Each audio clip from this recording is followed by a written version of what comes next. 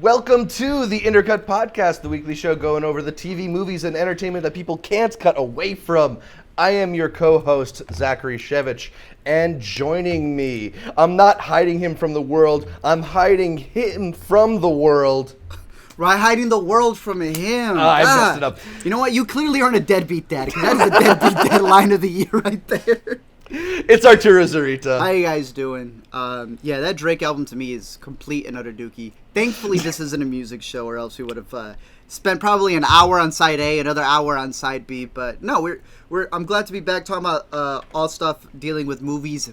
But we have a special guest today as well, all the way from a galaxy far, far away, known as Canada.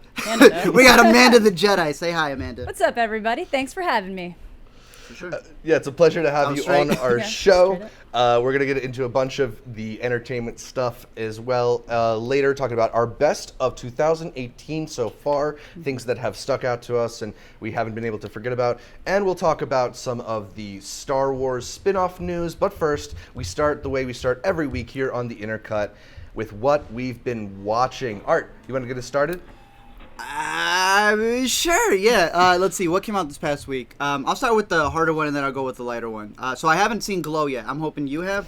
Nah, I've been away, as you know, but I'm going to start it today. We'll talk about it next week, I'm sure. Yeah, because we both loved Glow Season 1, so I haven't seen that one just yet. I've seen a bunch of little smaller movies, but I would say the two big movies, Sicario. I saw Sicario back Soldado! Soldado, sorry, Day of the Soldado, Sicario, Wreck-It, Ralph Brixton, yeah. So I saw that one, but I saw it way back in February. So when I saw it back in February, I was like, all right, this is just a sequel to Sicario. And so some stuff happened in Texas recently. so now people are seeing this movie a little bit differently. And, I think it's just a decent sequel. I wasn't thinking of it. It's nowhere near the first, but I was like, it's a fun sequel for what it is. And I had told Zach specifically. I don't know if you had seen it, Amanda. No, I was away this weekend, so I haven't had a chance. Okay. Yeah. Have you seen the first one? I have. Yeah, great movie. Okay. Fantastic. So the sequel, when I first saw it, I came out of it and I was like, that is very interesting, and it explains why they called it Soldado and then they called it Sicario Soldado. Oh, okay. Because it's not a sequel. So pretty much your boy Taylor Sheridan had he's got 5 scripts, right? You know how we always have different thumbnails, but we don't know which to upload? Absolutely. Well, your boy decided to upload both. So pretty much after they made the first, he's like, all right, I got these same characters, but it's technically an alternate timeline. He's like, in script B. So if in script 1, which became an Oscar-nominated movie, he kills the guy, well, let's just do a second script. He's still going after the guy, but in a different version, and he's a little bit more, he's not as brutal as he is in the first one. Okay. But Josh Brolin is. So I had made a video, telling people, I was like, so here it is, and here's a quote, and some people can't read, so I showed a little bit of a video where the director says, they are not sequels, he's Italian. Yeah. That's my Italian, which is really just almost all my... Yeah, the director not being Denis Villeneuve, the director of the first one. Yeah, exactly. This is the guy who's going to be directing the Call of Duty movie. I cannot wait, because if this is his, how would you say it? Audition? When your boy did the Kill the Messenger, and that was his audition for Black Panther. Right. That's this right here for his directing thing. Fantastic. Because it's definitely a tense action movie that has a little bit of story in there, but he specifically says, and I had that clip in my little video where he says, it's an anthology. It's an anthological series. And people go, no, it's connected. And I got all these... There's a difference when you get people who swear they need to be connected. I'm like, but I just showed you the clip. Yeah, you're misunderstanding.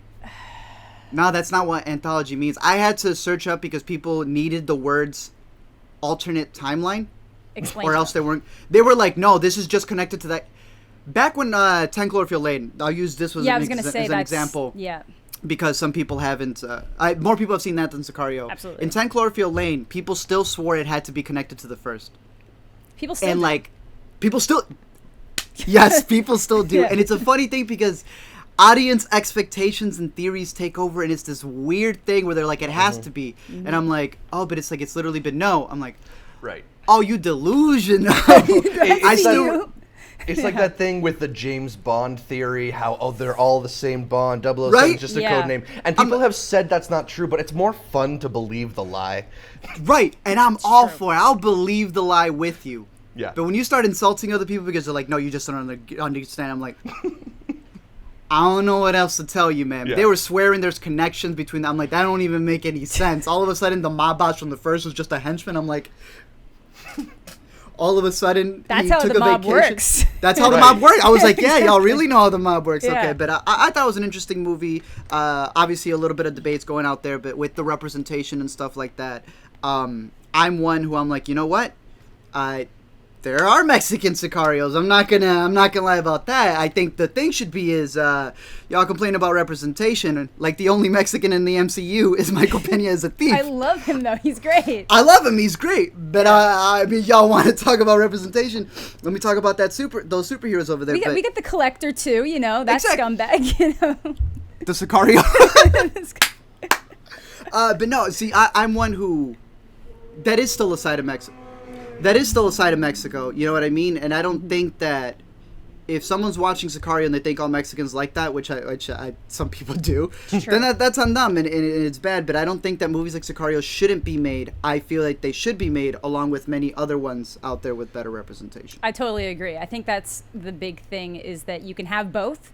I feel like some people think you can't to have that representation, but I feel like that's cheating a good story from being made. If you're just saying that you can't put the characters first Sicaria's good. Yeah, exactly. Like if you can't put characters in roles, is that not also cheating them out? Yeah. And this Other comes from a representation. Mexican, so this is the one time that I get to say Right. it. I guess when my opinion doesn't matter, then it's invalid. Then I'm not Mexican, as others Yeah. would say. No, It's exactly. this interesting thing where I think artists a lot of the time, not all of the time, want to be able to create kind of in a vacuum. They want to just be able to say what they can say and tell a story, and then you don't put things out into the world in a vacuum.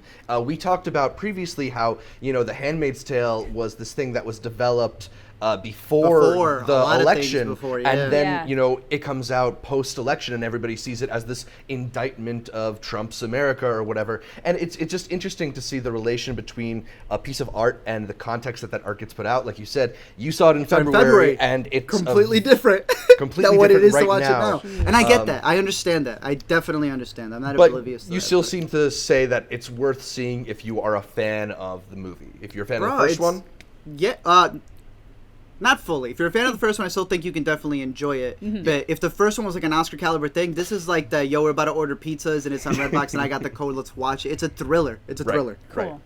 Cool. Amanda, anything new? For me, I was visiting my parents this weekend, and I wanted to take them to the movies, so I wanted to keep it kind of light for them. So I ended up seeing Ocean's 8 because I was out of town when it came out, and it was pretty good. I feel like it suffers from a lot of pacing issues, like especially. So do the others. Yeah. Yeah, so do the others. But if something about this one, and I think for whatever reason, where I was watching it, they were playing it really quiet. So half the time, I was just like, if there was just any conversation happening, I was like painfully aware of how quiet it was. Well, it was a heist. They have to be. Yeah, I know. Just like the regular conversations in between. Like, I feel like they're like, okay, there's only like 13 people watching this right now. We'll keep it a little bit quieter than we normally do. I have no idea. Like, it's not like, it's like one of these things, if anybody had been a dick, it would have been like painfully obvious if they weren't being quiet. So other than that, though, like, my mom enjoyed it. She loves Sandra Bullock, so she was like, "Thank you so much." Right? Yeah, I love Sandra Bullock as well. It was a fun movie. It was a fun movie. Yeah, I enjoyed it. Honestly, I think that there was probably characters that could have had more time to shine, but it's hard when there's that many characters to try to bring to light in one movie without any kind of like pre-existing build-up. But Are you looking forward to the next ones? yeah, I'm kind of interested to see where they'll go. I thought it was really interesting that Clooney's just kind of like an off-screen like. Okay, he's dead. Yeah, just the spirit of Clooney's Yeah, exactly. there, but he And, doesn't like, appear. This like perfect like paparazzi headshot is what she has on her nightstand. Yes, I was you like- noticed that. I did. I was like, who has that kind of picture of their family member in their room? Zach, you haven't seen this movie? I still haven't seen it yet. I've Okay. heard that there's really some interesting things in the way that they sort of like comment on celebrity, and Anne Hathaway is sort of doing like a commentary on actresses because she's sort of someone who's really vilified for embodying what we think of as like a theater kid. So I'm excited to see. I'm excited to see the ways they sort of like play with reality. Ocean series has always been really good with that. I think about Agreed. Ocean's 12. 12. How, Yes, Julia and they Roberts played Tess Julia playing Roberts. Julia Yeah. Roberts. And also, I forgot about this detail. I was listening to a podcast. So she runs into Bruce Willis, who was one of the people who was originally considered for the role of Danny Ocean, making it even more meta. Funny. I like that. I love the meta aspects of the Ocean series, so I'm curious Good to check stuff. out 8 and see is. what it's like. It's dawning on me right now that it's technically should be another trilogy, because if it's Oceans 11, 12, and 13, and this one's 8, 9, 10. 9, 10. Yeah. Oh, they're building for it for sure. Just they're building for it. And then Star Ryan Wars Johnson comes in. numerology, Yeah. though. Ryan Johnson comes in and makes 14, 15, and 17. Oh God. Yeah. Oh, Then they put the Johnson. spin-offs on hold. An Yeah. Ocean story. All right, I've got 2 quick what I've been watching. sure. I got to catch up with a movie that I know you saw at Sundance, American Animals. What'd It's you that think? combination of documentary and narrative telling the story of this heist kind of gone wrong. I think it's a really interestingly put together movie. Just talking about the way that it combines the documentary aspects with the narrative aspects. You have the real really life cool. figures that they're basing this movie on showing up throughout the film and kind of doing some narration. There's a little bit of like exchange between the real life Evan Peters and the character Evan Peters. Yeah. I think as a way of blending documentary and fiction, it's one of the most successful attempts at that I've seen. For sure. I think it does a really great job of balancing both, letting you kind of engage in the narrative and enjoy the sort of heist movie aspect of it, but then bringing you back to reality. And without giving away too much, I thought that it was really, really a brilliant move on their part by saving a certain real life person until nearly the end of the movie. You wait to hear a certain voice, and it kind of brings you back to reality. It's like, no, this isn't necessarily all fun. It's heists have real life consequences, and I thought that was just kind of an interesting contrast to the Ocean series being back in theaters, where we're all rooting for the criminals. This is a Yeah. movie where So you're true. really reminded that there are impacts to actions like that. Specifically, a scene that happens in, again, I haven't seen it since Sundance, but I did enjoy the way it was told. I'm a big fan of The Imposter. Documentaries can be good. Y'all need to catch The Imposter. That's a dope documentary. But the way that he was able to make this being half documentary, half a narrative with a fantastic cast, which was one of the main reasons I wanted to watch it. There's that. It kind of teethers it, where it's sort of like, why'd you make a movie on these guys? These guys are scumbags. They're not really that. Isn't by making a movie on these guys you're kind of glorifying, and that's been a lot of the discussions that I've heard. I personally, my biggest problem with the narrative was that it goes from being like funny to super serious like that. Yeah. I felt like the whole movie they're telling you like, come take a ride with the boys. Right, How right. how dare you get in the car? I'm like, what? You invited me. So Yeah, no, I do think it's not necessarily a perfect movie or anything like that. I just think it's very interestingly put together, particularly if you are fascinated by this idea of the line between narrative and fiction. Yeah, it's cool. Definitely worth checking out. And then a super quick recommendation. Have you seen or heard Tierra Whack's Whack World album? what? How would I? All right. I was waiting for you to bring it up, Zach. That's why I didn't. Yeah. press- Tierra Whack is a Philly-based rapper who okay. put out a 15-song, 15-minute visual album, and Let's it go. is mind-blowing stuff. Each song is about a minute long. It feels like a complete thought, even though it goes by like that. You're gonna want to hear longer versions of Fruit Salad and Pretty Ugly and Pet Sematary, and the visuals are just crazy cool looking. It's got a lot of makeup and changing of her hairstyles and going into these different rooms. It's a really cool video. So it's only going to take you 15 minutes to watch this whole thing. It'll be over before you know it. You might not like every single song of the album, but that's the kind of cool thing about it, them only being 1 minute long. You're on to the next one. There you go. I highly, highly recommend it. It's one of the most creative music projects that I've seen this year. It probably would be on my best of 2018 list, but we'll get into that later. It's time for some yay or nay. And we're going to head to the latest happenings in the entertainment industry, starting with reports are that after the financial disappointment of Solo, a Star Wars story, Lucasfilm and Disney are pumping the brakes on future spin-offs of Star Wars stories. This doesn't apply to the upcoming trilogies being helmed by Rian Johnson or Benioff and Weiss. However, it might mean the James Mangold Boba Fett project and others like it will take a little bit longer to see the light of day. Art, let me start with you. Yay or nay, delaying the future Star Wars spin-offs is a good move by Disney? I'm more of a novice in the situation. I'm way more curious to hear what Amanda has to say. Please. I mean, she goes by Amanda the Jedi. Yeah. But for me, I'm just sure. I don't think they should cancel them. I've never been one about canceling them. I've just been one about not them rushing them out. That's all I can say. Yeah. So. I'm kind of in this conflicted middle zone because I think that Disney shot itself in the foot with Solo for the most part. I know a lot of people said it was kind of just an uninspired story, really basic, but I think that's kind of the beauty of Star Wars. It doesn't necessarily have to be anything special. It doesn't have to be anything over the top. I had fun watching it, and I think that's the most important thing. At the end of the day, if you have fun watching a movie and you enjoyed the experience, I think that's a good thing. But why would they release it less than 6 months after The Last Jedi pissed off like 50% of audiences? You know, not on May the 4th, first of all. Yeah, of course, also, yeah. which- Seriously, that was the other thing. Like, if you wanted to, the tickets went on sale on May the 4th. They were thinking that far ahead, you know? And then, like, less than a month after Infinity War, which, like, is the biggest movie of the year, like, you know, financially, and then a week after Deadpool 2. Like, Right. just Not so smart. that they could maybe say they had the biggest Memorial Day opening weekend. I think that's what they were going for, but, like, I don't know why they didn't just stick with the Christmas release. There's, like... Yes! That's all you needed, and then it probably wouldn't have gotten as much hate. More people would have been financially able or willing to see it. And I think that's the thing. That's a great point. Yeah, I think that's the thing, because Rogue One did really well. People genuinely enjoyed it, I think. We got an awesome Vader scene in it. Yeah. That was a good And I was really excited to see where they were going to go with like Ewan McGregor as Obi-Wan. I wanted to see that. And now I feel like all this is getting put on hold, and we all know how the Star Wars fans can be on the internet. They could literally beat any future projects into submission. And dolls. Yeah, exactly. So, like, obviously, I understand. It's weird to me that I feel Rogue One and Solo were, like, you know, pretty decent movies, and sometimes had some moments that really, like, shined, and whereas The Last Jedi had some good moments and then a lot of, like, rough moments. But it's like the Star Wars stories that are being punished as a result. I get it. Solo's the one that bombed, but they should have kept it for the Christmas. you know what I mean? Yeah, if they just kept it for Christmas, it probably would have. They Tiana tailored it, man. Every album was 7, and then Tiana's 8. What is this?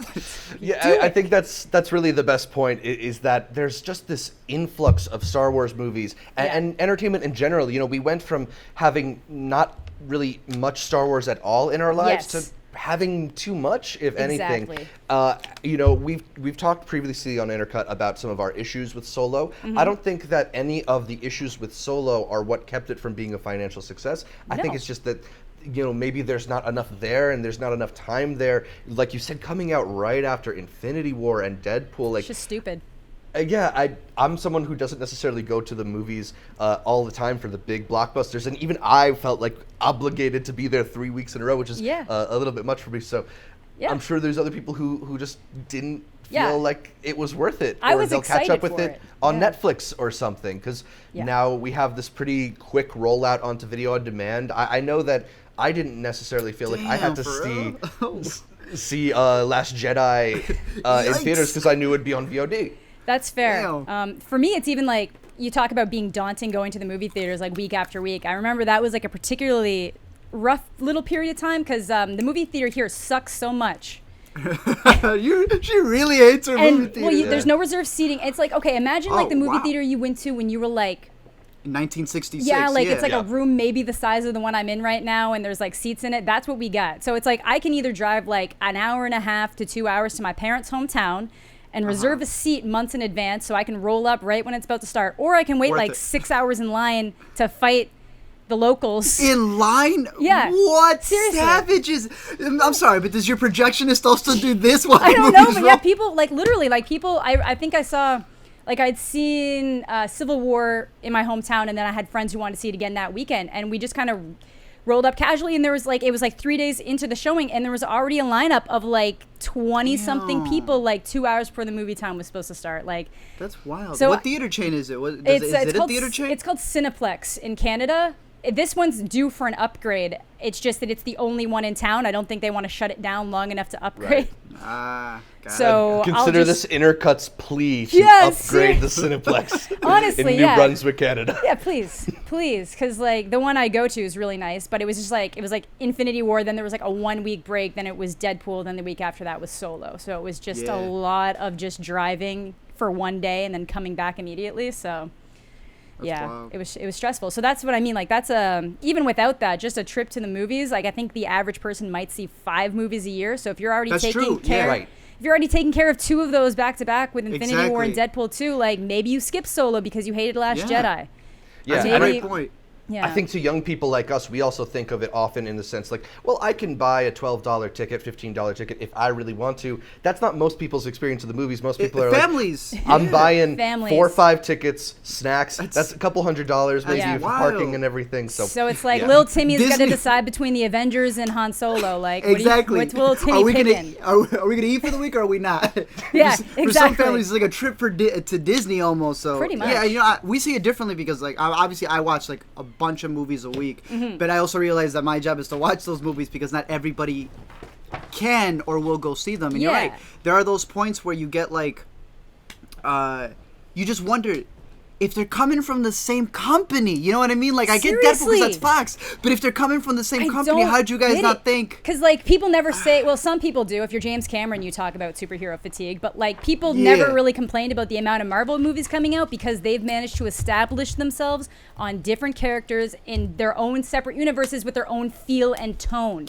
So And enough time that you get a paycheck for the next one. well, seriously, like you can have like a 3-month gap between a movie. I think Ant-Man and the Wasp is going to be the first one that really struggles because it's coming out immediately after. Ooh, I you think so? that. That's right. Oh, that's this week. Yeah, Yeah, that's that's this right. week. I think it's going to struggle, even though there's been a buffer period. I still think it's going to Yeah. struggle. But for the most part, Marvel's done a great job making you honestly believe that these are separate universe, not separate universe, but separate characters that just sometimes come together. So it never feels Yeah. like it's too much. Whereas Star Wars is really struggling with expanding that universe. It cannot let go of the original 3. That's why it keeps going Yeah. back. Yeah, no matter how much it even tries, it's physically killing off characters, and it That is still interesting, can't let it yeah. go. So it's That really is- struggling with that expansion. I think that's an Yeah, issue. it's a whole philosophical debate right there. It is, and that's that why I think is the end of The true. Last Jedi has that little kid with the broom, and then he flips it up so it looks like a lightsaber. So they're like, "There's gonna be years of Star Wars, and you can't escape We it." ain't going. We just nowhere. don't know how to get there yet, but we're getting Help there. us. We've Help dropped, yeah, us, please. and that's if anything points to Kevin Feige because he's figured out how to steer the Marvel ship in a way No- where they can no keep prequels in putting Marvel. out the Yeah. expanding and stuff. We'll see Mm-hmm. what the future holds for Kathleen Kennedy and Star Wars. We'll see. But we're moving on to another story. Rolling Stone recently published a lengthy profile of Johnny Depp detailing his life of excess spending and excess drinking, but among the many scathing details revealed in Stephen Roderick's piece was that Johnny Depp somewhat confirmed an 18-month rumor that the actor has his lines fed to him through an earpiece while filming. Depp explained, quote, it creates a truth. Some of my biggest heroes were in silent film. He lights a cigarette. It has to be behind the eyes. And my feeling is that if there's no truth behind the eyes, doesn't matter what the fucking words are. I will agree Aman- with that to an extent. Yeah. Amanda, yay or nay, this method of acting? Okay, I'm guessing you've both seen The Prestige. Yes. You know the guy who's supposed to be Hugh Jackman's character, and he's the drunk. Right. Yeah. That's just kind of what I imagine Johnny Depp is really now, and they're just doing the best they can to keep him going. And I'm deeply upset that he's in the expanded Harry Potter universe now. Oh, you don't like that? You're not a fan of that? No, not a fan. I wanted him far away. Like, I don't even hate Johnny Depp necessarily. Like, the more I Right. find out about them, the more I'm like, this is getting a bit too much. Because, like, You just he get that Drake. I'm upset. Yeah, he crescendoed at a point, and then ever since then, it's just been this like slow trickle down into like sad mediocrity, and then like this is where Yeah. it's like, okay, A few too many Jack Sparrow performances. yeah, it's little almost bit. like the Tommy Wiseau in the Disaster Artist. It's like, Yeah. what's the line? What's the line? Yeah. He's like, I'm just Yeah. bypassing that. So they don't That's have, weird. Yeah, I mean, I don't see it as the worst thing in the No, world. I don't agree. Because Yeah. you know it is in the eyes, but I figured, what's his name? Brando. Remember when Brando, at a certain point, when he did Superman, he had the script right there. He didn't even care. Yeah. You know, Yeah. that was I mean, Brando. you can see his eyes looking for the cue cards and some of the Yes, movies. my man was reading like a teleprompter. Yeah. Like, I as mean, long I'll as give it's John- like believable. Yeah. I'll give Johnny It's Depp wild. this.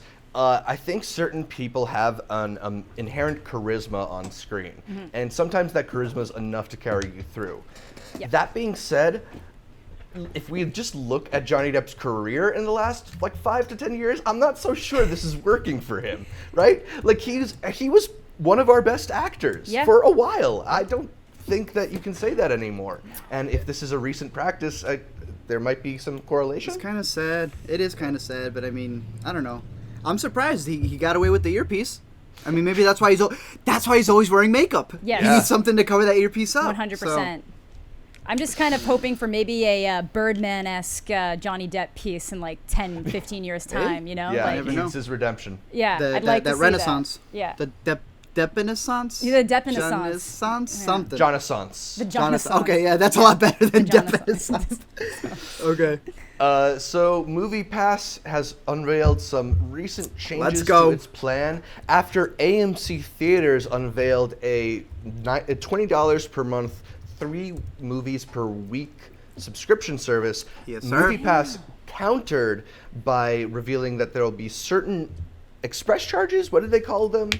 Like spike charges Bro, for let me know when we're starting on this premium thing. movies, where guests will have to pay an additional, I think it's like $2 to $6 depending on the movie for rush prices.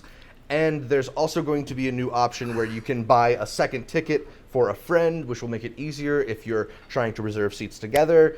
Art, I know you're passionate about this. Yay or nay, AMC has MoviePass scared?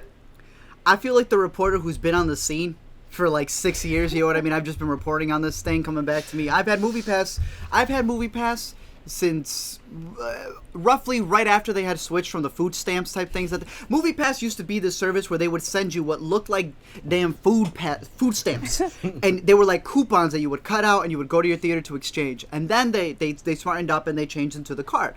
And I remember it used to be Discover. Then they switched to MasterCard. I've been with MoviePass for the longest time. MoviePass, you know, I'm not one of those people who complains when they when they implement things, because back when it was $35 for the month and it was still unlimited, that was more than worth it. And then, you know, being with MoviePass, you see a bunch of things where they just test things out, and it's sort of like, yeah, MoviePass, you know, you have the ability to change your terms and services whenever you want. Mm-hmm. But we also are limited to when we can leave sometimes. You know, they've made it to the point where once they brought it back, it was even more ridiculous. It's like MoviePass, you can't sustain yourself at $35. That's why they started charging people $99 a month, and then they're like, all right, we know how to fix this. $9 a month. MoviePass, how? And I find it very interesting because remember their whole big thing was, well, we're collecting data, and that's going to pay for a lot of things with this company. The Facebook stuff happens, and it became a meme. Everyone was upgrading their terms of service. Your little sister would appear and be like, I have upgraded my terms and service. MoviePass never really upgraded their stuff, and like they were a big reason for that. Now, what are they collecting? I still remember them saying, we're not going to tell you till like later in September. This September, October is when they said they would tell you what they were collecting. I don't know what it is, but I, like most people, said, who cares? $9? What are you collecting? My movie habits? My whatever? My movie habits aren't going to make any sense because I'm watching anything now. There's no habit that's really being created. So at $9, it didn't make sense. And we all knew, as I've seen, Napster was the first. This has been, I think, the most concrete way to say it. MoviePass doesn't realize that they're Napster. Napster paved the way. MoviePass doesn't get that they're not going to be Spotify or Apple Music. They don't get that. And sadly, they're going to sacrifice themselves and not realize that eventually every theater, it's going to be like Hulu, Netflix, and all of the HBO, Showtime. That's going to be movie theater subscriptions. And I can tell you this for a fact right now. You can come back to this episode. What is Netflix and Hulu doing now? Sure, they have other people's movies. Mm-hmm. But what do they push the most now? That Netflix original movie. Mm-hmm. That you can only get there. Mm-hmm. Why would a movie theater care about somebody else's subscription service when they can get their own?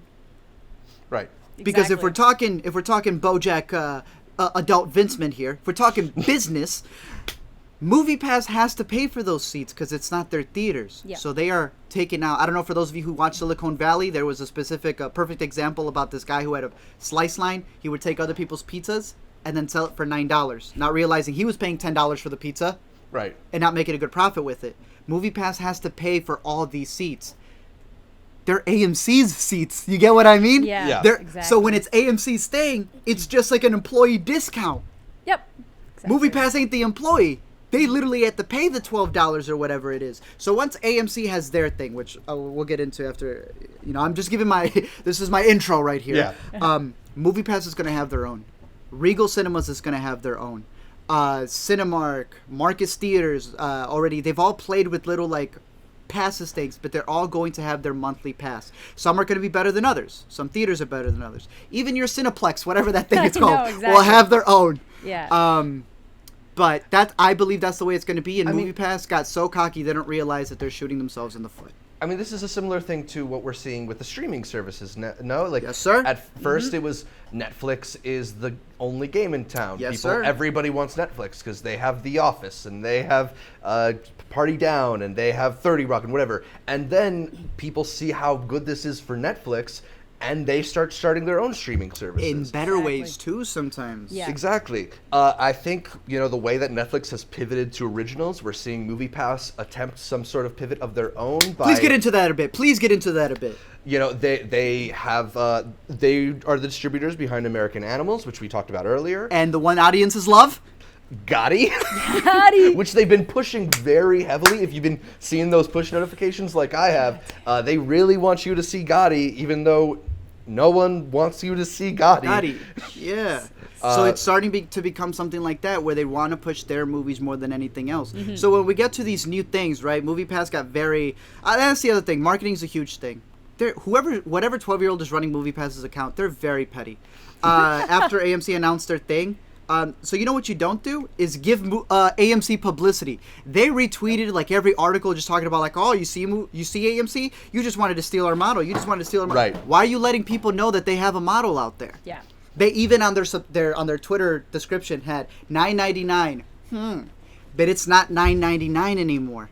Now they're charging you on middays because, again, just like Netflix, they knew a master plan to begin with. When Netflix first started, remember, they weren't even a streaming service per se. They were a DVD service, shipping DVDs to you. And then quickly they knew this ain't where the money's at, and they moved to the next thing. I know that MoviePass also has ulterior things, right? Whatever data they're collecting for whatever that is.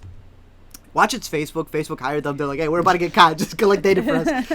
Whatever their main goal was at the end, I have no doubt that they wanted it to be that if every theater is going to create their own thing to see movies at their specific theater, MoviePass was going to do a service.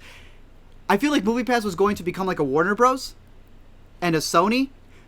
And that one's weirder because a movie theater subscription, theater building subscription, makes sense. A Warner Bros. Card where you only can go see Warner Bros. Movies is a little weird, and I feel like MoviePass was going to move to a point where you can only go see MoviePass movies. Ooh. This whole thing with the surcharge on the weekdays, which is right. idiotic, Yeah, MoviePass. Are you kidding me? We just were talking about how there's a big movie, big blockbuster that comes out, so I got to add another. I like that. Between $2 to $6. Yeah. Between $2 to $6. That's interesting. Maybe it will be that it's non-MoviePass movies that get that surcharge or something. Right. And it's extra incentive. Oh well, these are the cheap movies, so go to Gotti. And Exactly. And it was also another push because I know MoviePass thing. I'm sure whatever they wrote to theaters was that, hey, we'll cover the tickets, but we all know you make your money in concessions, and we're pushing more people to go get concessions. And MoviePassers were like, I just don't see how your model's going to work. So I feel that this, by MoviePass going, okay, theaters, here's our next plan. We know you already make money opening weekend. So if we put a surcharge, then people are going to be like, well, I'm not paying the surcharge. I'll go see it on a Monday or a Tuesday. We are deep in the MoviePass debate, being subscribing members and seeing all these changes. Amanda, coming from Canada, does she don't not have that. You don't have access. What is your sort of outsider perspective on all this drama surrounding our subscription services? I feel like I've been reading about MoviePass on Reddit because there's just always different topics. People being like, why would you waste money on a movie? You can just use MoviePass. Why don't you have MoviePass? Right. And I was like, what is this? And then you find out, and it's like, that's a great idea, but we don't have it here. But I totally get how there was no way that was a sustainable business model to them, especially, as Art was saying, because once the theaters realize, okay, if we're just losing out on a ticket, but they're still coming in and buying concessions, we're still making that money, and then we cut out this middleman. Yeah. And then it's just all incentive for people to just come to our theaters. So I totally get why that would work better for them. And the whole especially if the surcharge things end up being like $6. I don't know if you guys have that here. That's but a little crazy. but on Tuesdays we have like cheap movie night, and it costs Same. $6 to see Same. any movie you want to see. So I feel like that's kind of hard to put out there, because like if I'm gonna, it's like, why would I pay $6 to see a movie that I don't necessarily want to see, when I could just, especially if they kind of move more to like a subscription model thing, where you have to go to certain ones. So I feel like they're just really grasping at straws to try to keep where they're at. And I love MoviePass, but I honestly feel like they see their decline, and they're just doing anything in their power to try to hold on to it, and hoping that people don't notice until they're already there. Yeah. And then it's like, well, I'm not going to go home. I'm just going to pay it. Exactly. Yeah. There's some dumb things, like Zach mentioned. It wasn't just a surcharge, which they added at the end. And my one thing with MoviePass is that they always say, like, it's a benefit. MoviePass, I was paying your subscription service when it was $35. I'm not one of those. I would have gladly paid $35, right? I would have gladly paid $35 because we watch enough movies to do that. My problem is that you come up with your rollout. In order to help you, buddy, hey, listen, man. No, this is because you need it. Yeah. So just don't pitch it to me like that. Yeah. I understand it. That bring a friend service, it ain't no bring a friend. It's literally letting you pay the full price for your friend just on the app. Yeah. Yeah. Which, I mean, is useful. Convenient, I guess, but it ain't special. Not like a movie service. pass. Yeah, it's not like a service. It almost seemed like they were pitching it like you can like a Six Flags amusement park bring a friend for free day, but it's not that. No. It's not exactly. It'll be interesting to see, where MoviePass ultimately lands. Like you said, their prices have been changing, and they keep offering, certain deals, limited time, and then going back on it a bit. Do you like AMC's deal though? Because I love it. I think it's great. It's a little expensive just compared to MoviePass, but if double the price. MoviePass is now giving you these surcharges all the time, then I guess it's worth it. For me, it's a little less worth it because I don't have AMC's right around. Oh, okay. Yeah, that makes sense. But at the same time, like, that's a lot. 3 movies a week is plenty. That's a lot. 3 movies is more than. I like the people who are like $19.99. That's double MoviePass. I'm like, buddy, one, you're not watching more than 3 movies a week. No. It is at an AMC. It counts towards your Stubs members rewards like that. But even more than that, it covers Dolby, which how many times have I been talking about how Dolby's the greatest thing out there? It covers IMAX. It covers all these crazy things. MoviePass doesn't. MoviePass is going to roll out one. Yeah. So when they roll out theirs for $25, Netflix, theirs wasn't expensive. I believe it even covers our AMC Navy Pier over here in Chicago, which is an insane screen. Theater. So for $19.99, but you're telling me I can see my Avengers 3 times. I don't know if you guys heard about that guy who's seen it like 37 times in Infinity War. So imagine that dude right there. And that guy don't even got MoviePass. That's a whole other discussion right there. Well, MoviePass now, you can't do that. You can only see But you can't do that. Oh, but AMC's you can see your movie 3 times that day on the same day. And you know what? You want Dolby? Dolby's $18. You can watch it 3 times in Dolby. That is worth it. I love that. Yeah. That's worth it.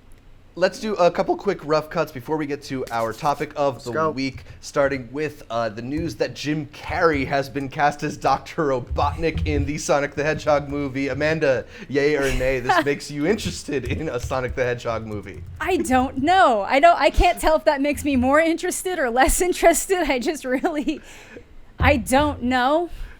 Is it okay? I'm a little excited to see Jim Carrey kind of be silly again. We don't get that a lot now. It's true, but I honestly like Jim Carrey's more serious roles. I see the Eternal Sunshine right behind you there. So I was gonna say something about that. Yeah, I'm a big fan of his serious roles. I think some comedians bring out the best serious performances when they're given the chance to. So I'm a big fan of that, and I guess I haven't. Sometimes I feel like the Jim Carreys and the older Adam Sandler just goes a little bit too far by my current standards of comedy. So I don't know what he's gonna bring to it, and it'll just be ridiculous no matter what. So it's just he doesn't really fit the part, or I don't know. Mr. Robotnik, this wild looking mofo with a mustache. Right? Dude gained almost 100 pounds to be in a Three Stooges movie that didn't happen. Oh, that's fair. That's some Christian Bale shit right there. See, I'm just thinking of Jim Carrey. He was the villain in Kick-Ass, no? Yeah. In one of the last ones. Or not the villain. He was the Nicolas Cage replacement, kind of. Oh, okay. So he was a good guy? Right. Yeah. Okay. He was the, oh, God. I love Kick-Ass, and I can't remember his name. Yeah. Was it the sequel? Right? Yeah, it's part 2, yeah. Yeah. Uh-huh. And he kind of had that, I saw it more from what I can't really remember it. He's I got felt the he was dog. the comedian, kind of the comedian type of. He is. That's exactly. He's the antithesis. So he's Kick-Ass's version of the comedian. Yeah. So I'm kind of seeing him kind of like that type of guy, but fatter, wider. Okay, I can like, see it. I can't remember that actor's name, but the Coen brothers used to have him all the time. It was the big Jewish dude. I don't know if you know what I'm talking about. Sure. Yeah. Why not? Why not? John Malkovich is set to join Jude Law in HBO's Young Pope follow-up, The New Pope. Art, yay or nay? You want to see John Malkovich get his Pope on? Wait, this is a spin-off? I think it's a follow-up, like a direct sequel to the Young That's Pope. wild. Yeah. Like an anthology, you would say. Sure. I haven't seen the first Young Pope thing. I haven't seen all of it. I've heard that there's like kangaroos jumping around the Vatican, so I know I want to catch up with it, especially now that there's more coming. HBO, right? HBO. Okay. All right. All right, one last rough cut. Greta Gerwig's Civil War-era Little Women adaptation is set to feature Emma Stone, Saoirse Ronan, Timothée Chalamet, and Meryl Streep. Yay or nay, this is the type of follow-up to Lady Bird you want to see from Gerwig. Amanda? I think that could be very interesting. I like all those actors and actresses. I think it's a great cast. I think she's proven that she can carry herself with some film work, with some directing. It's like, I'm always kind of hesitant when it's like kind of like remakes and reimaginings of things like that. But I feel like if there's anybody who can do it justice, she'd probably be the one, honestly. So I'll give it a yay. I'll give it a yay. Yeah, I mean, I feel like we've seen her do modern stuff a lot, and this is going to be switching it up a little bit. That is what makes me maybe a little bit hesitant, but also I don't want to pigeonhole her and be like, oh no, you can only comment on today. Yeah, so you're only modern. Exactly. All right, so that about does it for our yay or nay news. Let us know what you think of this week's topics down below in the comments. We're going to move on to our topic of the week, talking about the best entertainment of 2018 so far. We've made it halfway through this year. Congratulations. Wow. We did it all. It's July, and there's been a lot of entertainment that's come out that's been worth talking about, things that we've liked, things we've liked less. I'm going to try and focus on the things we liked, things that are worth revisiting, worth catching up on, and I'll maybe say that like it's worth maybe trying to highlight some of the stuff that probably won't make it to our end-of-year list, but is still really great. That's a good point. Although I'm not going to limit us. You know, I think we should still mention stuff like Hereditary, which I'm pretty sure is going to come up on most people's end of year list. Let's start it with the movies, though. Art, any movies that stood out to you thus far in 2018 as some of the best that the year has had to offer? Do you want to mention stuff that hasn't come out yet, or should I just like limit that? Because obviously, like my favorite movie hasn't come out yet, so I'll leave that there. Yeah. I'll say some of the ones that I don't know if they'll make it by the end of the year on my list. Little small movies like The Endless, which has come out, to get you guys because you know there's always that list at the end of the year that tells you what you missed. I want you to read that list and already know those movies. So there's movies like The Endless. It's already out. You can watch it at home. It's a very interesting kind of time travel, kind of alternate dimension cult movie dealing with grudges in your past. Definitely check that movie out. Sydney Hall, that was a movie from Sundance 2 years ago. It came out. It's an A24 movie that everyone just ignored, and I like it. It does something I dislike, which is having your boy Percy Jackson play himself at 15, 25, and 40.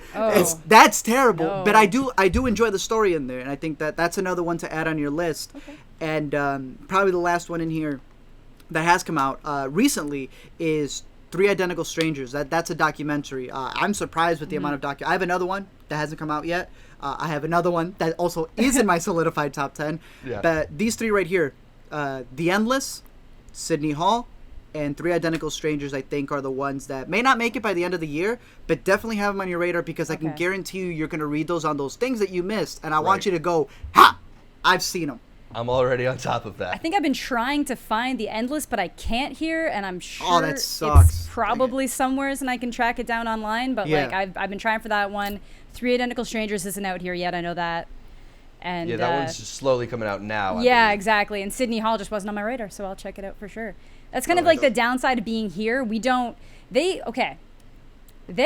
advertised Isle of Dogs. They used the shut off your phone promotional material for Isle of Dogs. They didn't bring Isle of Dogs here. I had to scour to find Isle of Dogs, and that's just not okay. Like, it's Wes Anderson. He wins Yeah. Academy Awards. People like him. Like why wouldn't you? And y'all are right there. There's not even an ocean between us and Canada. Seriously, What's I Right. don't. Well, it's like I think my one back home might have got it, but like it was such a limited release that I wasn't in town and I missed it by the time it came back around. It's like the same Yeah, thing. I know a lot of people ended up Yeah. missing that one just because it was much more limited than the Wes Other Anderson ones, fan yeah. bases. Yeah, That's weird. And the I promotional don't get that. material would have led it to be like. It's crazy. Yeah, it was all over the internet, the advertising, It and I'm surprised was. it didn't necessarily make a bigger dent in theaters. Yeah. That's weird. But, Amanda, any movies from Yeah. 2018 so far that stuck out to you? yeah, other than the really big ones, obviously, like we're gonna like Hereditary and Infinity War. Definitely. I think one that might, especially an overseas audience, is Annihilation. Honestly, Yeah. that blew my mind. That's I was. my number I have that on 6. my list. Yep. Yeah, I really like that. I'm sure that's going to be a lot of people like top 10 movies that you wish you would have seen in 2018 or something like that. It's That you not, wish you understood. yeah, it's not that obscure, but it's stuck with me. It's like one of those things Yeah. that like I That's walked cool. out and I was like, I've even read the book and I like the explanation that it's like his memory of what it was like reading the book, and I think Yeah, that that's lended cool. itself a lot better to making a movie than trying to follow what that book was trying to say and put it Yeah. on screen. I really liked it more that it was like I read it, this is what I thought of it, that's what I put on screen. So Yep. I really liked it. Yep. Yeah, I think that's one that hopefully people will be able to catch up on. I think it's now available on Yes. VOD. I know people internationally have had it on On Netflix, Netflix Netflix for a for little ages, bit. like since like the weekend after it came out or something like Yeah. that, or like a Yeah. month That's after. weird. Yep. For me, and we had a segment with Chase where we talked about our thoughts on Annihilation in depth, but Yeah. that was one where I really enjoyed the experience of it, and I Yes. think just sitting there and watching it was one of my favorite entertainment experiences of 2018. Even if I'm not so sure everything I think about the movie, it's amazing to kind of let it wash over you and just see some of the visuals. I totally agree, especially on a budget that small. So Yeah. Yeah. One of my favorite movies of the year so far, Hereditary and Annihilation are both there. I guess we can maybe talk about Hereditary a little bit since it's the one that has been on people's minds recently. We talked about it on our most recent show. It's super artfully crafted, super unsettling, and gets under your skin. And, as Art and I have been talking about, it's like, you have to ask people if they're okay Yeah. after they've seen it. That was the thing. I walked out and I made like a review, and my review probably made it seem like I really didn't like it, but it was just that I was still processing everything. You liked it. You didn't like how it made you feel. Yeah, exactly. Yeah. And then like sometimes I just never know how to I don't want to give away the ending or anything, but I don't know when Yeah. stories go in that direction. Sometimes I don't know how to process it, but like all Yeah. the sub themes and like with the allegory to like certain issues and just like the overall idea of like the demons you inherit whether you want them or not. Like and then Yes. and then just the way that it like literally just kind of moves along like this for so long that you're like, where's it going? And then it's just you're like, oh, okay, here we go. Yeah.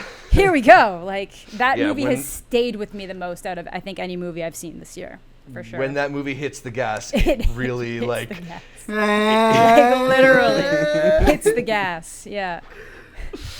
One movie though from earlier this year that I'm not so sure will end up on a lot of your end lists. Another horror movie I enjoyed was A Quiet Place. Oh, the yeah, John Krasinski absolutely. film. Oh, that one was just fun to me. But yeah, I feel Yeah. you. Because a lot of people came out saying, "Oh, yo, this is insane."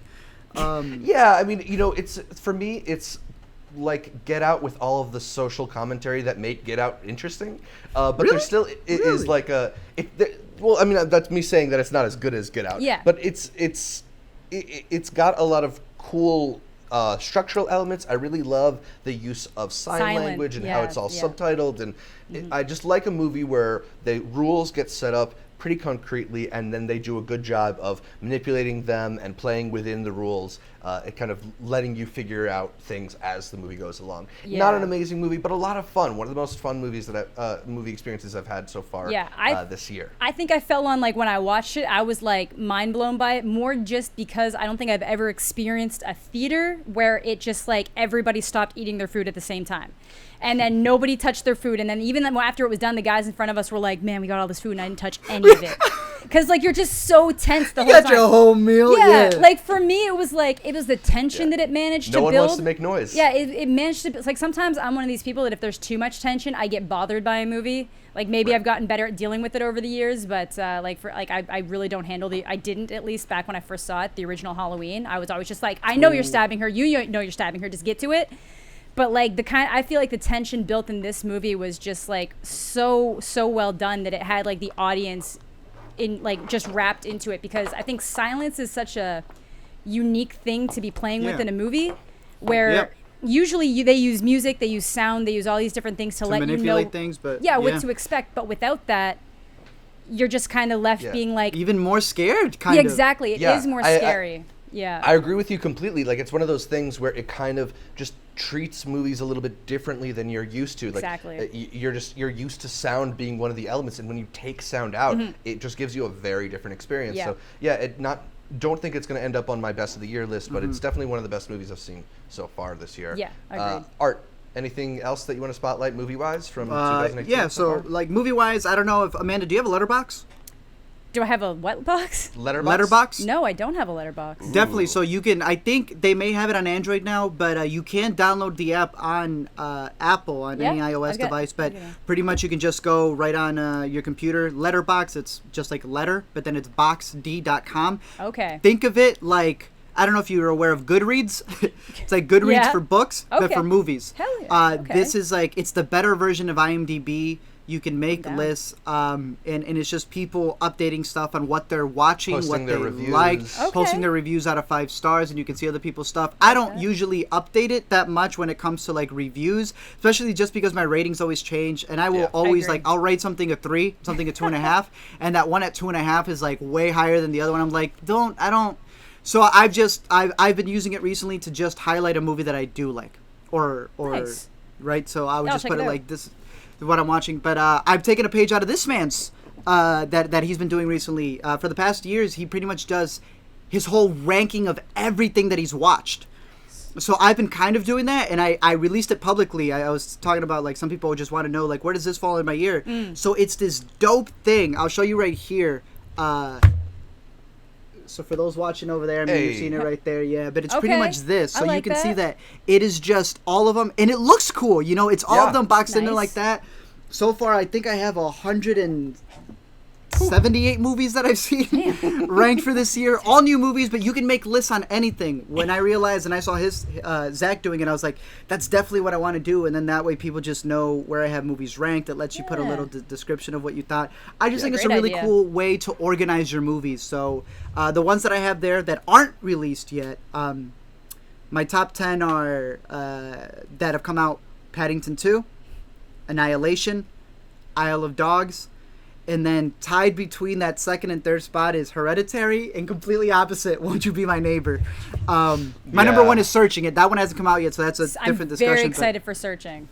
Hereditary and Won't You Be My Neighbor. Won't You Be My Neighbor is the one of my most anticipated that I haven't seen yet. I just need to not be lazy and go. Bro, it does nothing special as a documentary, and that's what makes it special. It goes no flashy text graphics, just the man. Yeah, that's all and I'm you like, need. that's enough. Yeah, that's all you need. So those are my movie picks. Nice. Awesome. Amanda, do you have any picks for other picks for 2018 so far? Like I said, I'm obviously kind of like a big pop culture type fan, so Infinity War just spoke to my heart. I know that's going to be on so many people's lists, and a lot of like the artsier people are going to try to dismiss it. But fairly remarkable part of the Marvel Cinematic Universe. It is. Or even if you're not artsy, anyone who knows directing to handle that many characters. And they were able to do that because of like all the careful crafting that they'd put into the last 10 years of movie making. Yes. But at the same time, I have a friend, not really a fan of Marvel movies. She likes Guardians of the Galaxy. Saw this movie, loved it, because she could follow the characters, just for like brief information with different people, and like she could follow it. So unless you're from the New Yorker. Yeah, no. Well, that's what come on. That's just looking for reasons to be bitter. Like, what do you think the past 10 years have been, New Yorker? Shout out the boy. Like, seriously, what do you think? Seriously, like. And I honestly think that it's like when people start making the jokes about like, no, this is the most ambitious crossover, but it's like you really have to give it to them that they've managed to create a legacy from Iron Man, a character that no one really cared about, was C-list at the times, especially like in 2008. That's fair to say. That's like a C-list character. He was still part of the Avengers, but not a prominent one, and they managed to take that movie and just push forward a literal empire that people from all walks of life like my parents don't like comic book stuff, love Guardians of the Galaxy. It's like very few people disliked Thor. It's just one of those things. They did a great thing. Amazing. Yep. So I excited. Yeah. That's Right, Zach? gushing a bit. Art mentioned his ranking of 2018 so far. Mine is private, but you know what? I'll go ahead and make that public, and we'll throw both of ours in the description. Well, no, down I agree with below. you, because sometimes you want to release it at the end of the year. Yeah, So you know, decided, I've been what, trying to let's just put see it. a little bit more. I haven't Yeah. seen as many movies. I still haven't seen Isle of Dogs. I'm disappointed in myself. That's another one on my top. Yeah, that's another one up there. Oh, he's. But in my top 10 so far is Hereditary, Annihilation, Custody, which I don't think comes out until a little later this year. Janelle Monáe's Dirty Computer. I threw that on there. How is that? I don't. How does? Okay, so here's the other thing, Amanda. Just so you know, Letterboxd picks and chooses when a show is available to be there. When a freaking music video, and again, I do agree. Remember, what do we always say? What's our thing that should be on here? The Netflix show. American Vandal. Oh, American yes. Vandal Vandal. should be on here, but they don't Yeah. let you do that. However, Yeah, they do have let you. certain They do let you put series other that shows. are. Yeah, that don't make sense. That's weird. Yeah.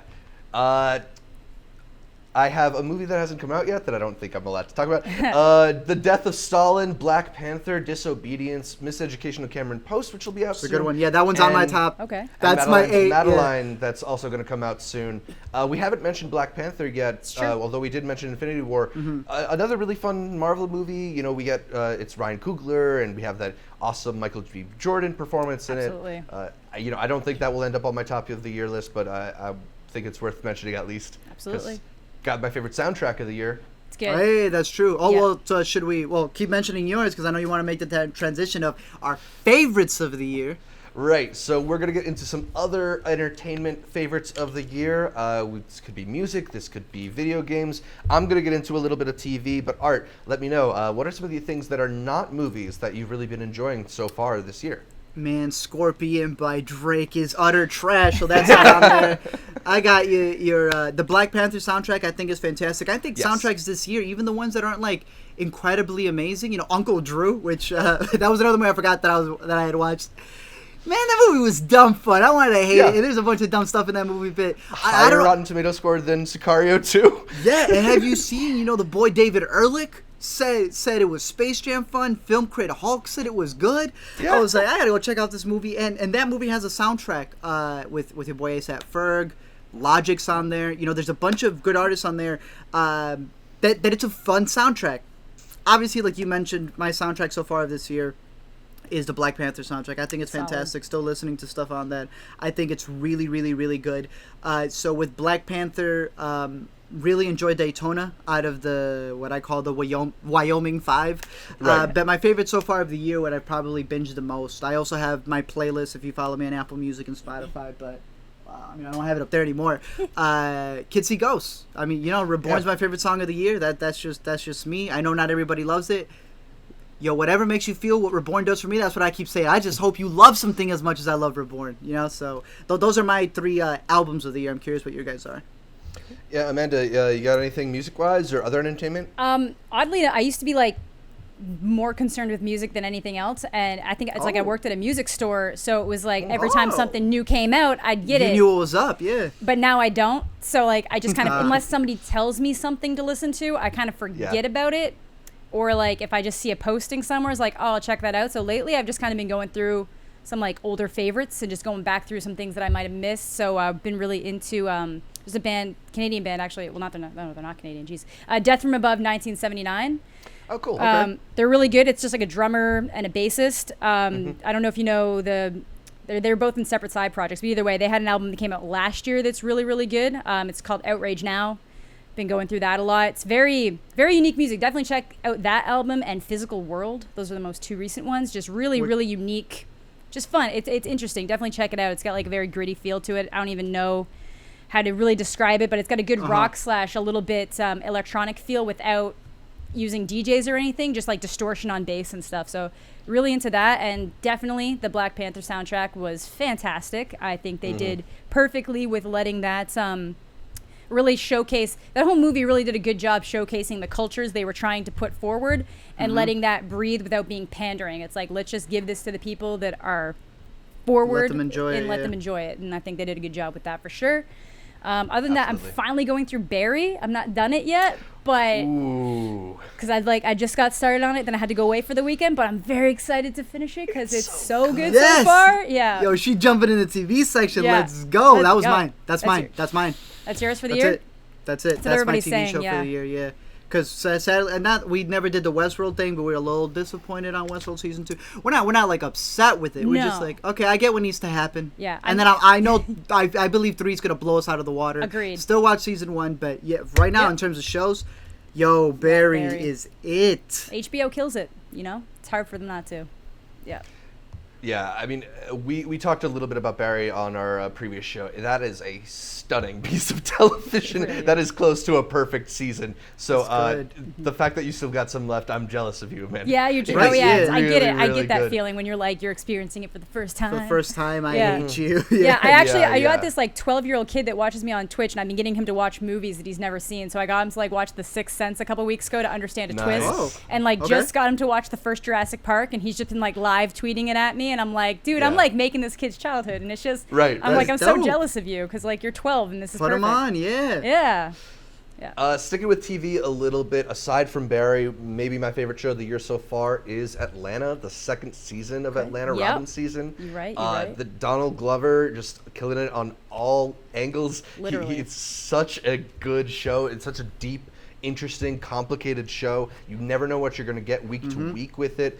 Sometimes he will be the star of the show, and sometimes he won't show up, or just show up in the back of a car for a couple moments. Sometimes he's in whiteface for the duration of an episode. It's just the most thought-provoking show, I think, out of anything I've seen so far this year, and I'm just stunned at some of the creative decisions they make. It's really, really funny and engaging in this trippy way. I mean, I've heard it described as like Twin Peaks with rappers, and I can't disagree with that.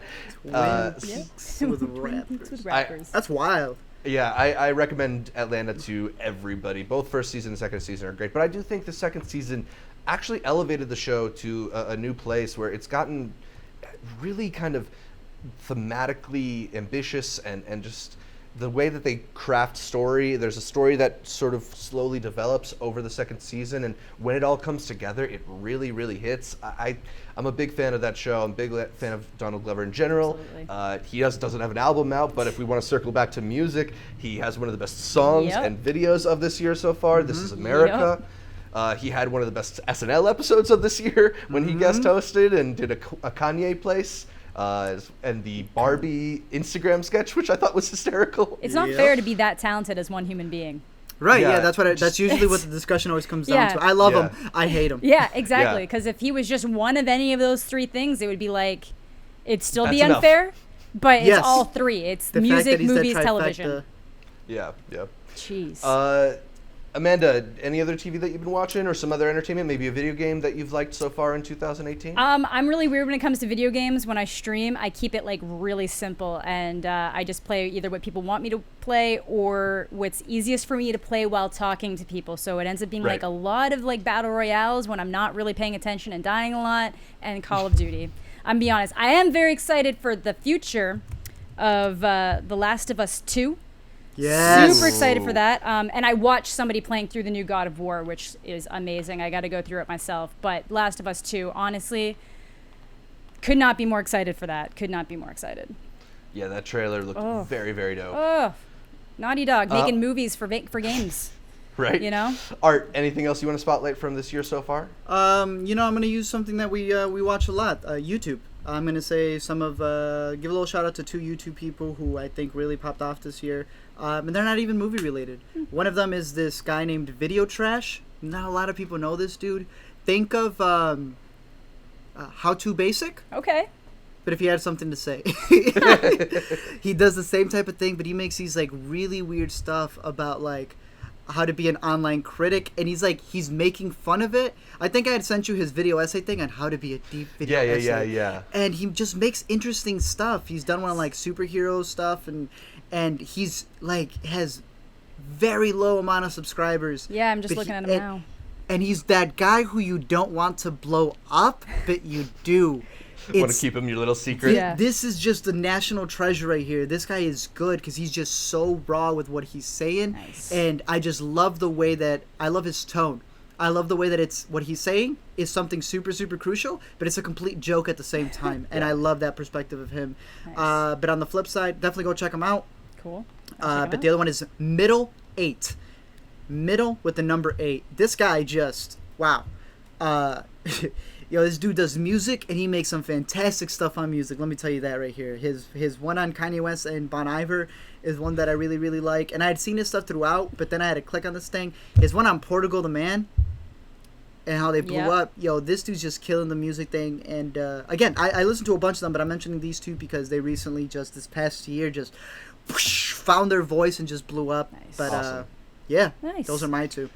Yeah, it's great to see those YouTubers who really figure out what they're doing and give you start really putting out that great content, getting to another level. Agreed. To circle back to TV, a couple other shows that I've really loved this year, some sitcom-y ones. Good Place Season 2. Yes. It had another really amazing season finale twist. That show is one of the most ambitious, creative, clever comedies in existence, so I highly recommend anybody catch up with that. It's available on Netflix if you are of the binging variety. Brooklyn Nine-Nine Season 5B, it briefly left my life, and then this day later it came back, and my heart went through a lot, but I'm glad it's still here. The show is still doing really well. They had an episode, I want to say it's called The Box, but I could be wrong, where Sterling K. Brown was a guest star as a dentist who they were accusing of murdering one of his colleagues. And yes, of course. It's this bottle episode that's basically just Andy Samberg and Andre Brower interrogating Sterling K. Brown and trying to get him to confess. It's really, bottle episodes like that are usually ways to kind of like keep things cheap, but here it just feels like a hilarious one-act play. It's maybe my favorite episode of television so far in 2018. So I'd check that one out. And then High Maintenance on HBO, Season 2. I've been meaning to catch up on that. Not caught up. That's one of my favorite shows right now. It's got a really interesting perspective. I love the way that it shifts its focus from character to character. And this year they decided to give you a little bit more of a background into the main guy. You find out his name. You find out more about his life. His name. Finally. It's cool. I mean, I love the way the show kind of slowly reveals all this stuff and it gives you a different perspective on all of these people. So I highly recommend High Maintenance as well. You don't watch Silicon Valley? You know what? I kind of gave up on it this year. I gave up on it as well. I hopped back on season 5. I think season 5 or 6, whatever it is. I liked it. Yeah, the way that they replaced Bachman after all this real life stuff that happened. Ying Lan came in and he just killed it, man. He killed it. Awesome. And I've loved the progression of him like recognizing that it's never been him making it on his own, but the people around him, including.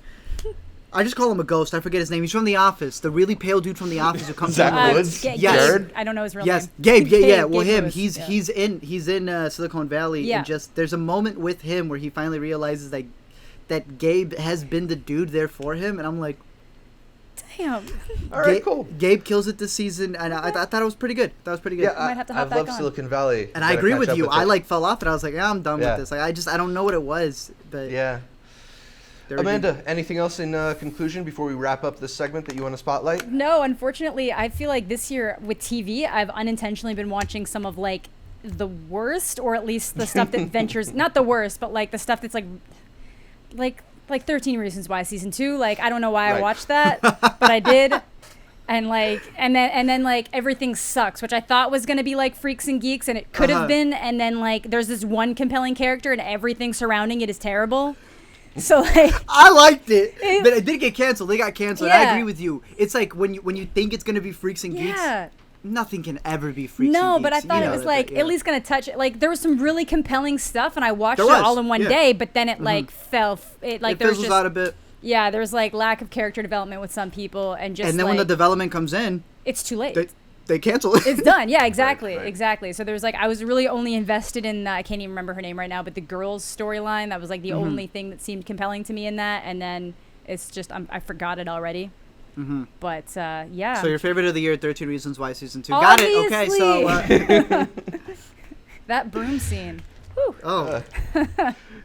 All right, so there's been a lot of stuff that we've enjoyed so far this year. I want to know what all of you have enjoyed from 2018 so far, be it movies, be it TV, be it albums, video games, stand-up, Books, whatever. Please let us know down below. We'll try and spotlight some of that on our next show. We're going to get into the final segment of the week, the new to see, where we talk about what's new in theaters, streaming, and on VOD, starting with, we brought it up earlier, Ant-Man and the Wasp. We are catching up with what happened to Ant-Man when everybody else was hanging out during the Infinity War. He kind of was off on his own somewhere. Did he get dusted? We will find out. This is I'm kind of excited for this one. I don't know. I think the trailers look pretty good.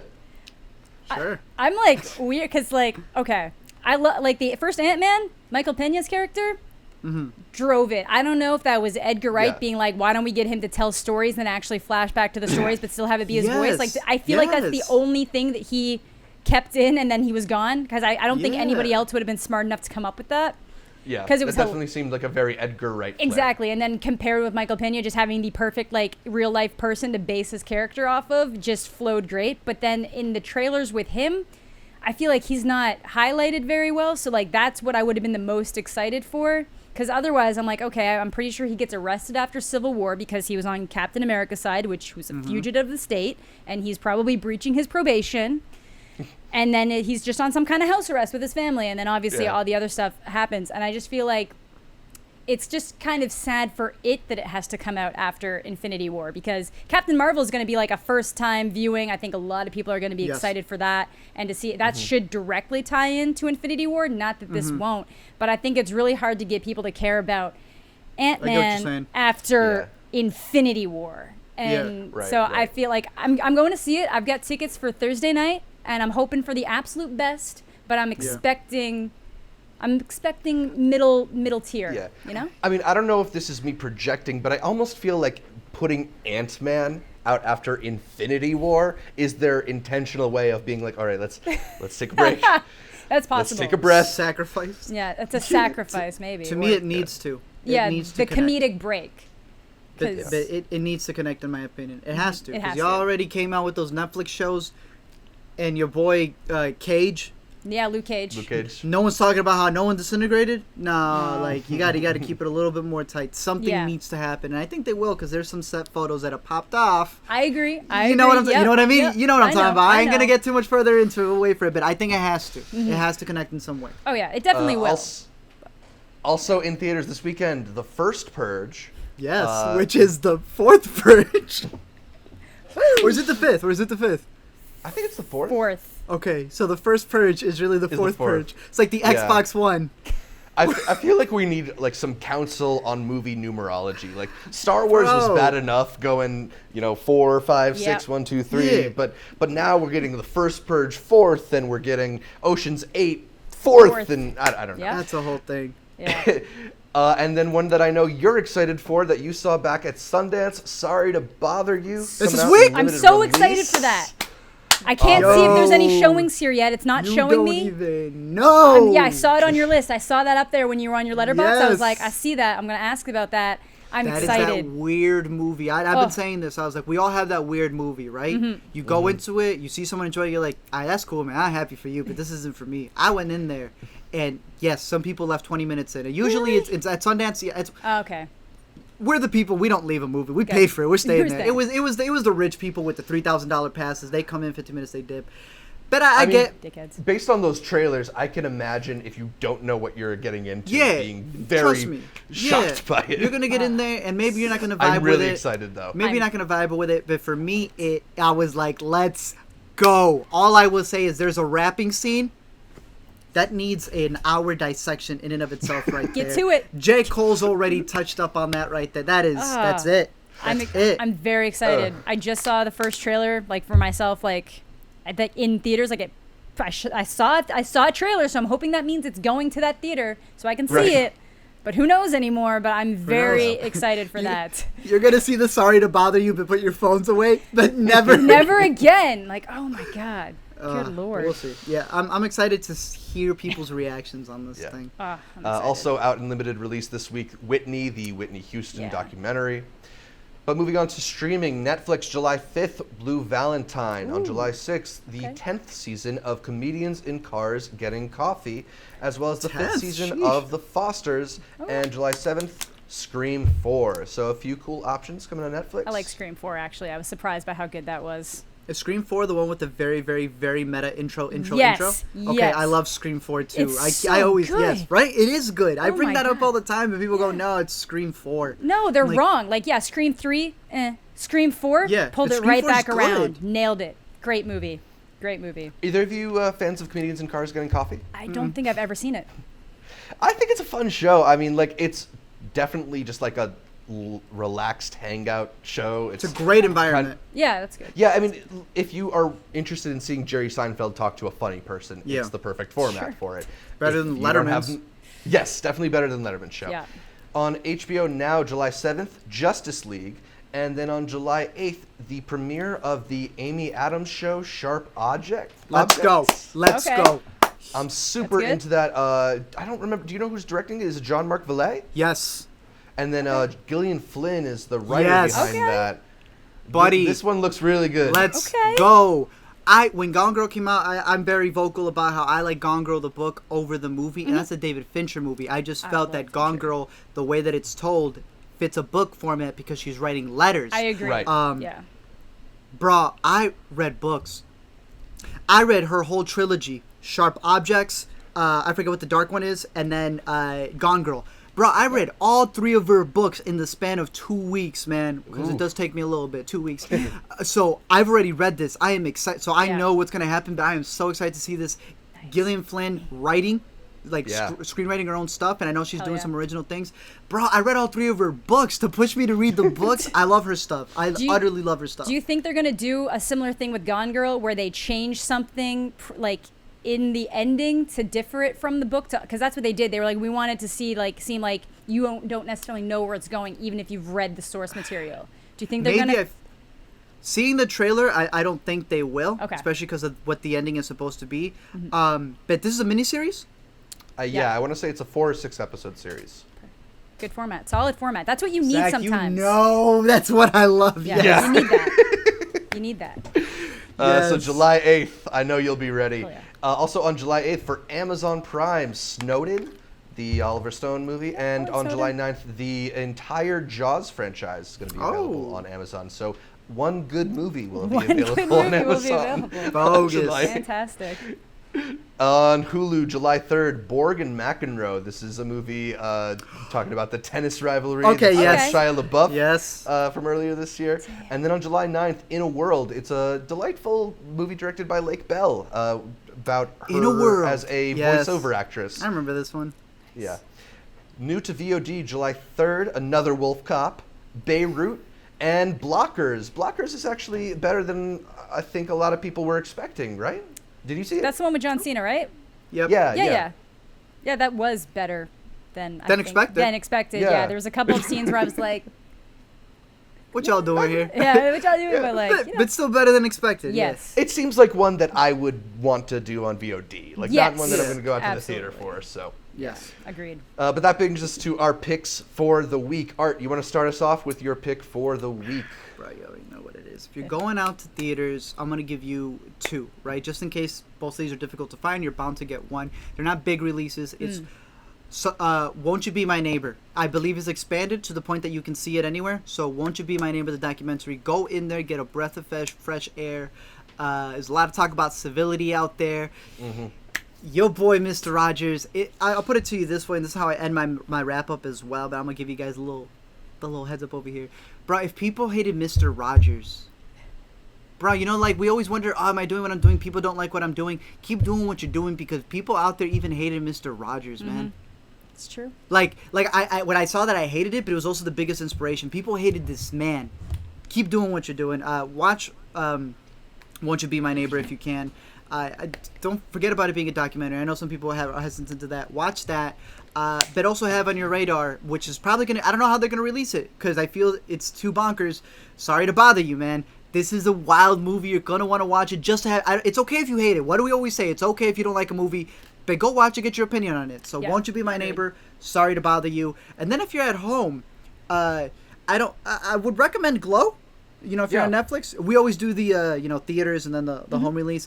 I'm gonna say go on YouTube, and not everyone may be a fan of it, but there is this thing, and I've actually watched it multiple times. Trying to pull it up right here. Go to Tim Westwood TV. There's a guy named Juice WRLD. He's a rapper from Chicago. Okay. He freestyled for a complete hour. I didn't believe it, so I clicked it. I was like, maybe I skipped through it. No, I watched the entire thing twice already. It is. Maybe you're not a fan of rap, you're not going to condone everything he says, but this dude went at it for an hour on like 20 different beats, bro. I've been hearing some stuff about Juice WRLD. Yeah, I guess same. maybe this is the perfect opportunity to finally check him out. Yes. I feel like it's been more like semi-notorious tweets popping up on my timeline for him, but I'll check that out because even if it was scripted, it would be impressive for an hour. Yeah. Yo, you get it. Thank you so much. Even if it's scripted, like people are like, oh, that's scripted. Bro, he still went an hour. The fact that he's rapping things off the top of the head, I truly believe he freestyles. He's one of those guys, and you see some of the stuff. He's like Uzi and Wayne. They don't write their stuff. They just go in there. Yeah. And, that explains some bars, but seeing him make a connection. Amanda, 40-minute mark. Write it right now. Okay, you 40-minute mark. For you, the 40-minute mark. I'm not even going to spoil it for you. Obviously, start at the 38. He does this thing at the 40-minute mark where he finds this verse. And the way he connects it, it's so good. Okay. All right. I got you. Right, I'll do it. Right. I'll do it. Oh, man. Amanda, any picks for the people out there? Honestly, I feel like right now we're kind of in a very, in terms of what's in theaters currently is kind of stale. Yeah. I don't really like any of the blockbusters currently yet. Like Ocean's 8 was pretty good, but it could be wait. Don't talk about Jurassic World. Don't you dare. I see your face. Don't you dare. I exorbitantly disliked it probably because I have such a strong connection to the original, and I feel like if you like big dumb monster movies you'll like Jurassic World too, but I don't, so I don't. Yeah. But so I just I feel like there's this week if you're a big fan of the Marvel series, obviously see Ant-Man and the Wasp, see how that ties in because it's gonna tie in. Anything at home? What? Yeah, Anything at home? I'm Streaming driving 2 out. Oh, and at home, I guess if you have HBO, check out Barry. I'm sure these guys have been pumping it down your throat for sure. Yeah. And then just because it's just, I'm trying to think. I feel like there was something, and now I can't remember what it was. Oh no. Okay, how about you go, Zach, and then if I can think of what I was. If I was. Sure thing. Yeah.